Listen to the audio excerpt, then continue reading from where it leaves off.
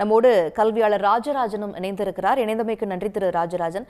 இப்போ ஒரே ஒரு கையெழுத்து, அந்த கையெழுத்து போடாததுனால ஒரு மும்மொழி கொள்கையை நீங்க ஏத்துக்கணுங்கிற ஒரு நிர்பந்தத்திற்கு மாநில அரசு ஆளாக்குது ஒன்றிய அரசு. அதை ஏற்றுக்கொள்ளாததுனால மாணவர்களுடைய எதிர்காலத்தை கூட கணக்கில் கொள்ளாமல் இந்த நிதி மடைமாற்றம் செய்யப்பட்டு குஜராத்துக்கும் உத்தரப்பிரதேசத்துக்கும் அனுப்பப்படுகிறதே, இதை எப்படி பார்க்கணும்?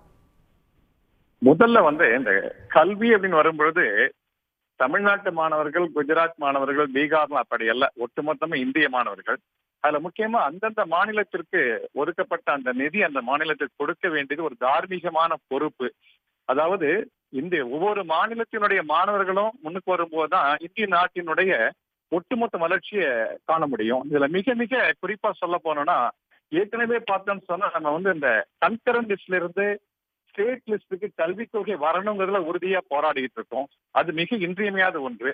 அது இல்லாததுனால என்ன ஆகுதுன்னா, நடுவண் அரசு, அந்த ஒன்றிய அரசு இந்த பவரை எடுத்துக்கிட்டு, அதாவது இது வளர்ந்த மாநிலம், கல்வியில வளராத மாநிலம் என்ற பாகுபாடு ஏற்படுத்தி எங்க அரசியல் மாச்சரியங்களும் அரசியல் வேறுபாடுகளும் மற்ற கொள்கை பிடிப்புகளும் எந்த காரணத்தினாலும் இந்த கல்வி முன்னேற்றத்தை அடைய இருக்கக்கூடாது. ஏற்கனவே தமிழ்நாட்டுல பலவிதமான சலுகைகள் இதெல்லாம் மாணவர்களுக்கு கொடுக்கப்பட்டு நிதிச்சுமை அதிகமா இருக்கு. இங்க வர வேண்டிய, நமக்கு தர வேண்டிய இந்த 2000 லட்சம் கோடி இங்கு வராம அது மற்ற மாநிலத்துக்கு போகுது என்பது மிக மிக மிக வருத்தப்படக்கூடிய ஒன்று. அது நாம் போராடக்கூடிய ஒன்றும் கூட. இது அந்த பிஎம்சி இந்த மாதிரி இதெல்லாம், அதாவது ஒரு மாநிலத்தினுடைய கல்விக் கொள்கை அந்த மாநிலத்தை சார்ந்ததாக இருக்க வேண்டும். ஒட்டுமொத்த இந்தியாவினுடைய வளர்ச்சியோடு நம்ம ஒன்றிணைகின்ற அதே நேரத்துல நமது மாநிலத்திற்கான அந்த கொள்கையை நம்ம தான் வகுக்கணும். நமது பல்கலைக்கழகம், பள்ளிகள், கல்லூரிகள் இதுக்கு நிதியை தடை செய்து இந்த மாநில மாணவர்களுடைய வளர்ச்சியை தடை செய்வது என்பது சற்றும் ஏற்றுக்கொள்ளக்கூடிய ஒன்றாக இருக்காது என்பதுதான் என்னுடைய வலிமையான கருத்து. இதற்காக மாநில அரசும் மக்களும் கல்வியாளர்களும் ஒட்டுமொத்த எல்லாரும் சேர்ந்து இதற்கு அழுத்தம் கொடுத்து இதை பெற்றாக வேண்டும், இதற்கு போராட வேண்டும் என்பதுதான் என்னுடைய கருத்து.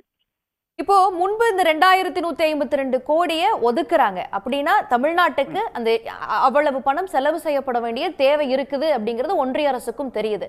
ஆனா எங்களுடைய திட்டத்துக்கு நீங்க அடிப்படையிலாம் அதை கொடுக்க மாட்டோம்னு சொல்றதும், ரைட் டு எஜுகேஷன் கல்வி உரிமை என்கின்ற அடிப்படையில் வைக்கப்படுகிறது, அந்த உரிமைக்கு எதிரானதாக செயல்படுவதா தெரியலையா?